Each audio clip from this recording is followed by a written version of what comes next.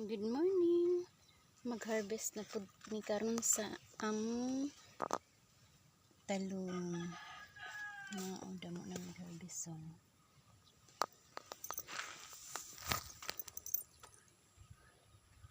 Puro na siya diha mga talong, guys. So naapod may okra.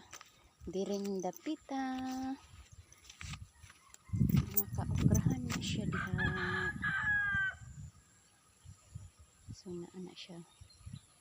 Luag na siya diha. Dili mga talong sa unahan ay mais. Naapoy ka kalabasaan.